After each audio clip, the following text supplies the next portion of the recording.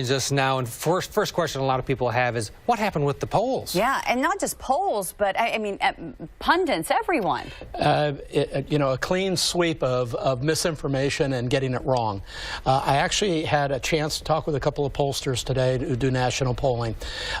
They are still trying to work through. They said we got it wrong, and I said, well, you know why? And they said essentially oversampling high propensity voters, not getting into the weeds and talking with people who don't vote very often, just making some assumptions about what the voter block looked like, and they said we swung and missed.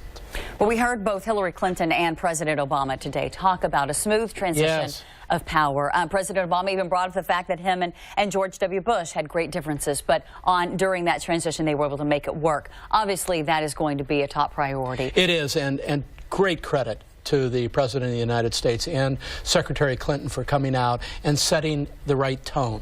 Either or one or the other could have come out and said, you know, I'm bitter, the country didn't get it right.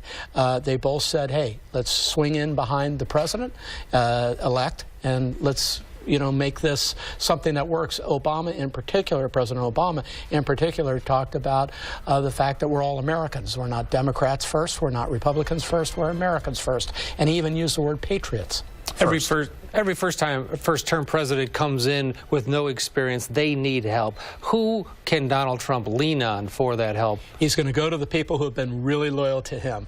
Chris Christie, Rudy Giuliani, Newt Gingrich, Jeff Sessions, these kinds of people from the very beginning never flagged. They were there for, other people came and went.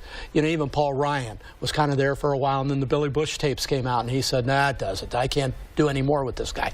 There is a core 4 or 5 that stuck with Donald Trump through all of this, and I think they're all going to be rewarded with a potential cabinet spot. But you're talking about people who are on the far right, and so if he comes in and he builds his cabinet with those type of people, I mean, do you expect more gridlock then? No, and what does that signal? Well, it's a very good point. I think he's going to have to take care of his loyal folks, and not all of those people, by the way, may take a cabinet position for one reason or another. The governor of Florida has already said, yeah, I thought about it, but hey, I want to remain governor of Florida. And maybe one of those people does as well. He does have to find a cross-section, though. And you know what? He has to find people of color, Latino, women. He's got to make that cabinet look like America. It's something that Hillary Clinton talked about, if you'll recall. 50% of my cabinet will reflect the population, which were women. So I think Donald Trump has to do some of that. So in the next days before inauguration, he's got a lot on his plate, All right, Brian Sobel. Thank you. Yes. Always a pleasure. Day after. That day after. All right, thanks, Brian. Well, here in the